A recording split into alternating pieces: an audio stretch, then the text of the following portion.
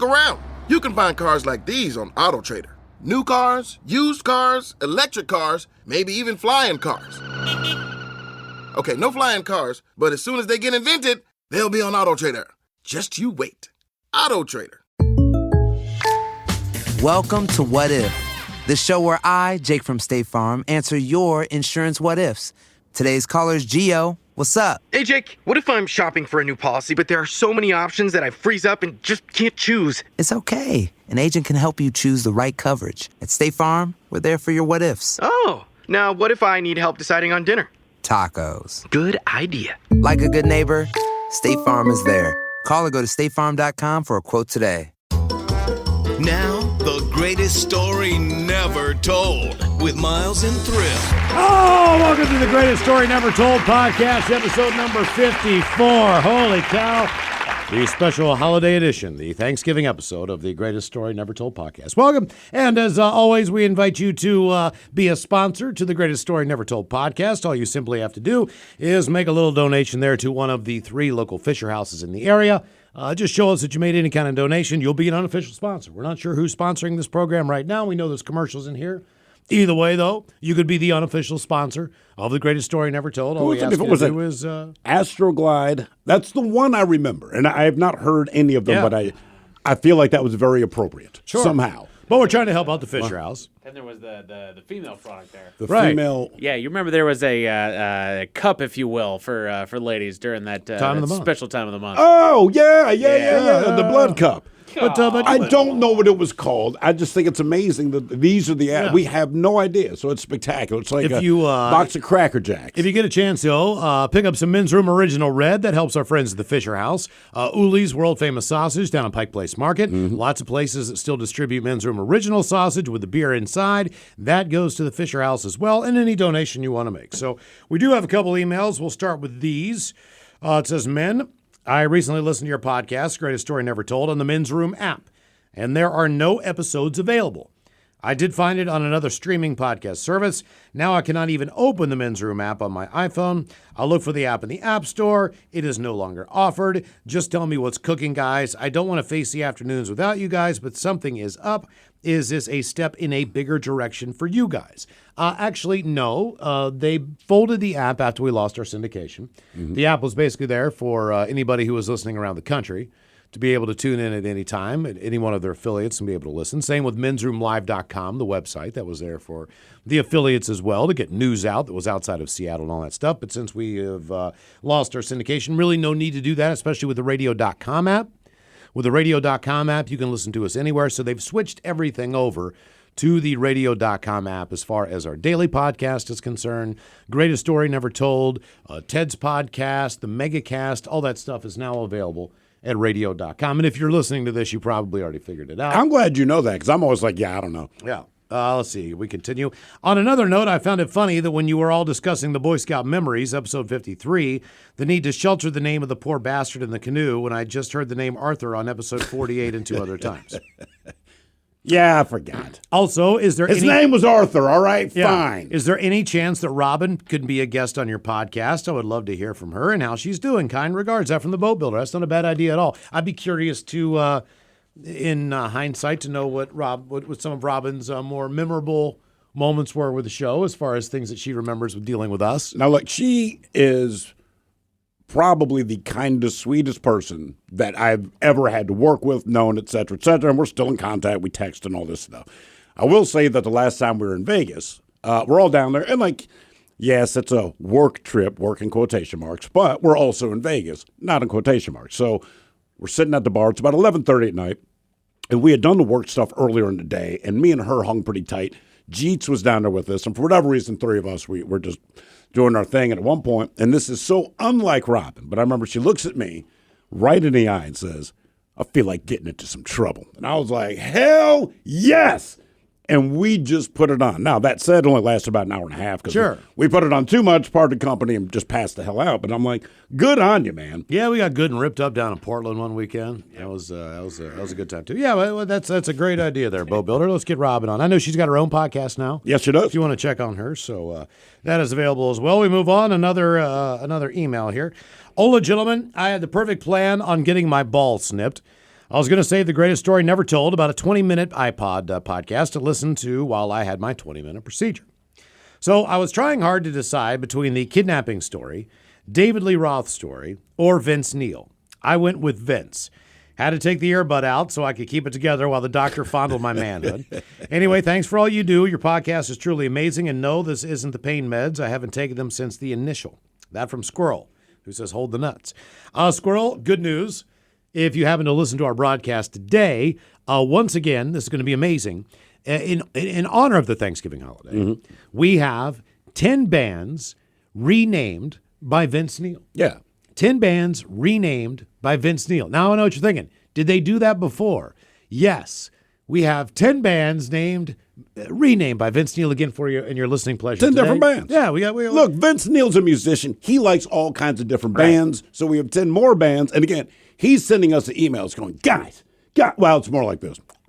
Guys, I got no. You've heard the voicemail. I got this idea. I got 2 more bands that I would have named so-and-so. And to be kind to Vince, because obviously we're fond of Vince Neil, and we thought it was important that we continue his legacy and bring to you what he has come up with. And speaking of David Lee Roth, I just want you to know that I read a great article that just came out with the passing, obviously, of Eddie Van Halen. There's been a lot of different articles about Van Halen's world and all the craziness they did. Of course, we brought you the story about what happened here at KISW and all those things back in the day. I'm sure there's way more to that. But either way, I read this story about these 2 kids who won a Weekend with Van Halen contest on MTV.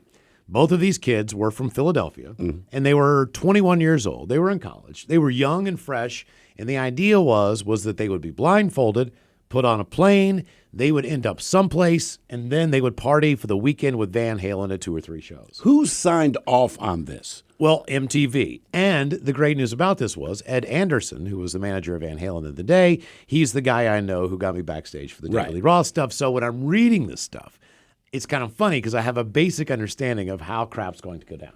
So what you need to know is this. No dudes, first of all right? So, but Isn't these that 2, DLR's his specific rule? No dudes. Like, you know what I mean? You're not coming backstage. I got backstage because I was working with a radio station, and I was supposed to go back there and do interviews, and none of that ever happened. Of course. But it was understood that I'd interviewed him before. Dave was going to bring me some weed from Amsterdam. We had a plan. Plan went through. It was all good. But these kids got so messed up, they had to keep picking them off the floor. And the roadies were getting these kids hammered, but they wouldn't stop. And that was the thing, like, as much as we fed these 2 alcohol, right? Like everybody, Eddie's giving it to them, Michael Anthony's giving them Jack Daniels.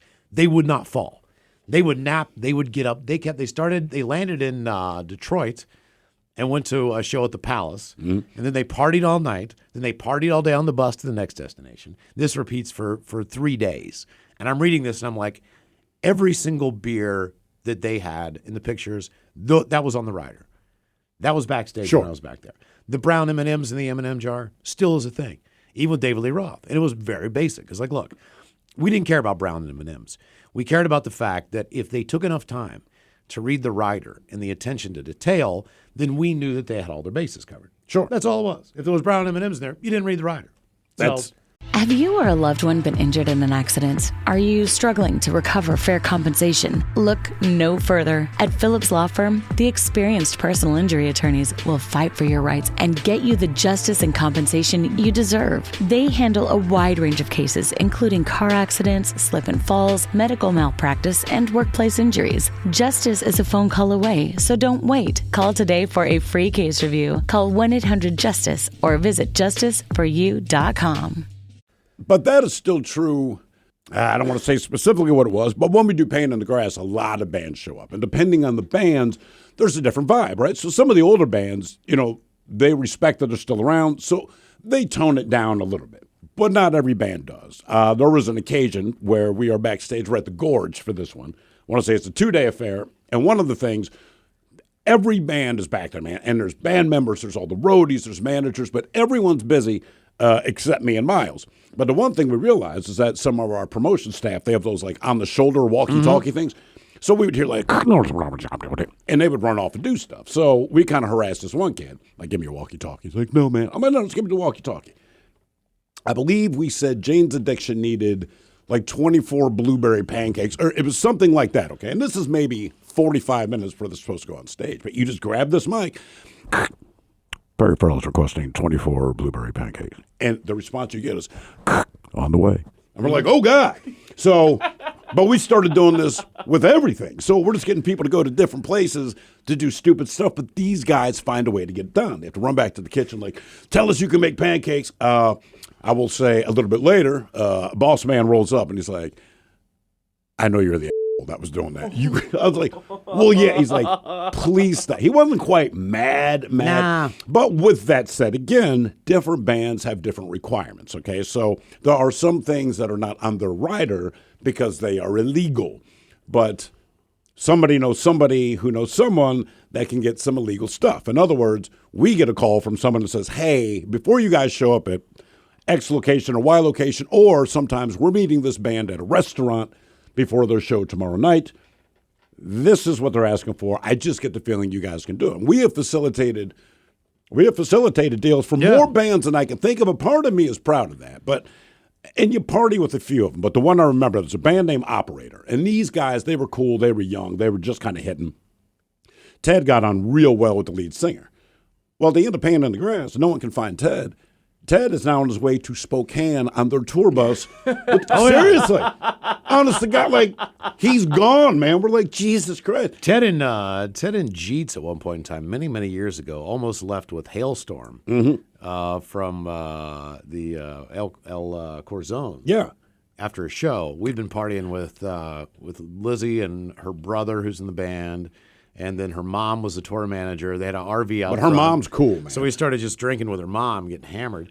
And then we ended up in the van or in the RV, and I think her mom's driving or, like they're driving the next day or whatever. It's like a completely family thing at this point in time. This was before they really broke. But I remember certain people trying to hit on members of the band. Certain members of the band hitting on people we knew. Know. Yeah. It was one of those things where it was one of those nights you're like, wow.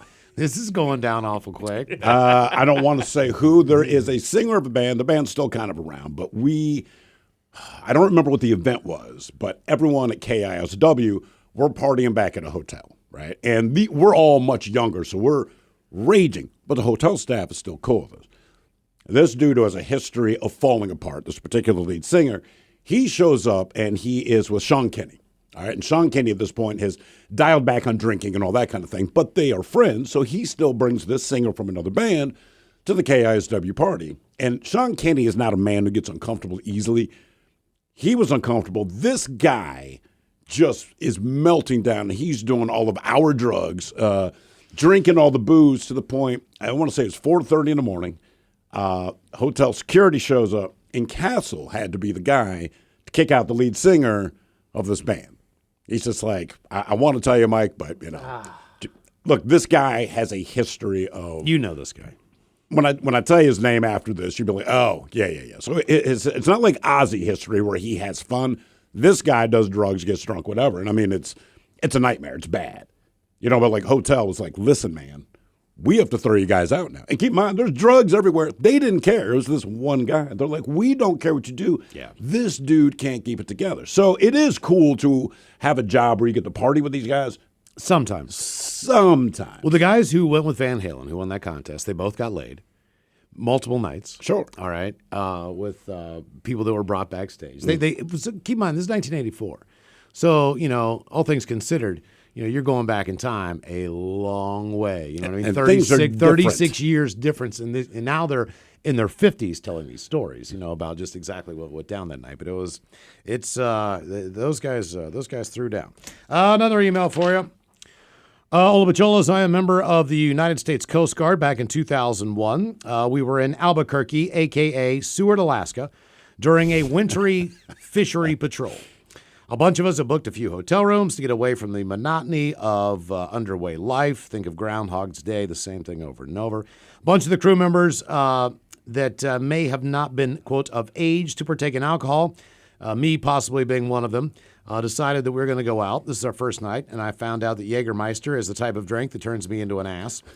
Well, that night, there was this one type of a guy that I had a little bit of a problem with. Basically, he was just whining and bitching about everything. So I started tracking him like a lion tracks prey, trying to think what is the best way to get back at this guy. Well, the time came when he was on the balcony, and I ran like I never ran before and pushed him off a second-story floor balcony. He luckily landed in a snowbank and only broke his arm. Another crew member called 911. The ambulance came and took him away to the hospital. He gets patched up. The next day, I found him to tell him that he was just being a complete douchebag, to say I was sorry. We exchanged apologies. That was the end of the incident. He was questioned and told to make up some sort of story because I never heard anything about it. We were drinking. Reasons why I haven't told anyone is because there is no statute of limitations for the military in alcohol incidents. Also, the military doesn't look too fondly on assault. I love you guys. I listen to your podcast while driving to work in the morning. I listen to your show while driving home. I also have donated to the Fisher House $20 every month. Nice. Through the CFC for the past 14 years. It's a great place.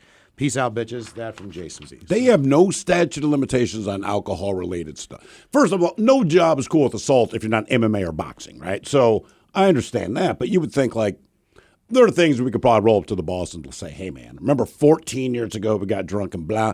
You'd let it go. You'd have to. And he's probably already aware. But I can't believe that the military holds that over you. No. I mean, like, statute of limitations, man. It depends on what you do, but alcohol incidents, depending on what they are. Now, look, if you sexually assault someone, it doesn't different. matter what you're on. You sexually assaulted someone. I understand why the statute of limitations maybe doesn't need to run out on things like that. But you pushed the guy off a balcony, landed in snow, and broke his, and you guys apologized to each other. Right. Water under the bridge. Exactly. Yeah, I don't get that. Yeah. By the way, once again, kidnapping, not a 7-year statute of limitations. Is it forever? I think it might be forever if the victim chooses to complain. But, never take legal advice from a friend who's not a lawyer. Oh, dude, it's 7 years. And me and my buddy Leon, honest to God, kept our mouths shut for 7 years. Never told anyone else about the story. Well, a very select few people, but never told anyone. Then I opened up and told someone, and I want to say it was a lawyer, that said, bro, you know that's not true. Like, uh-oh. But it's already out there in the ether. As far as I know, this guy does not listen to the podcast. If he does, yes, I'm the one who kidnapped him. Yes. Sorry. Okay. Happened one time. In some states, violent crimes like kidnapping or arson have no statute of limitations. I So it depends don't know. entirely on the state It wasn't you're in. violent, I don't think. I think before he we say leave that? you here on the podcast, I don't know. I'll tell you one quick Thanksgiving story. This happened last year. The wife's folks come into town for the holidays. So me and the father-in-law, we're going to go to the Apple Cup, which I believe was that Saturday. So it was, big Is that deal. that super rainy ass? It that was one? a cold day. It wasn't that bad. But either way, the one good thing about Husky Stadium is you can leave, come back in. So if you want to go out and get a cigarette, you can leave. So right at the beginning of halftime, I tell my father-in-law, I said, hey, man, I'm going to go smoke a cigarette. I'll be right back. I step outside. I'm at the fence. This guy's like, hey, are you Miles? I said, yeah. He says, hey, man, I'll listen to the show. I'm going out to my boat. Do you want to come out there and do some drugs? I'm like, hell yeah. So I don't realize how long of a walk this is back to the boat. I go to the boat, get a beer. Beer goes down nice and easy. Do a shot, do some drugs, do some more drugs, hang out for a little bit more, do some more drugs. Can't leave yet because I'm going to do a little bit more drugs. Right. Have another beer, have another shot, wander back. There's 2 minutes left in the third quarter. Oh, damn. Oh, no. He was sitting there the whole time. I was like, oh, God, time flew. He's like, you just went out for a cigarette? And I'm like, yeah, it's crazy. You think he knew? And, well, the only thing was that by the end of the game, it's still kind of cold, and there's a lot of traffic out there, and there's a lot of cabs. But there's not many cabs, So he's like, well, how are we going to get home? Like, we'll walk. We can make it. And I'm flying home, man. Right. I'm walking fast down the trail. You know what I mean? He kept up. He made it. He was wiped out the next day. I didn't realize how grueling that walk was because, well, I was fine. Right.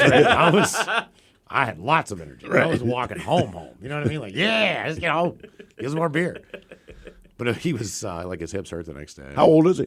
70. Oh, no. I felt bad about leaving him for that long. Drinking beer and getting all messed up. Sure, he had a wonderful time. Sure he did. Yeah. I know how he feels. All right. Happy Thanksgiving, everybody. Happy Thanksgiving. You've been listening to The Greatest Story Never Told with Miles and Thrill on radio.com.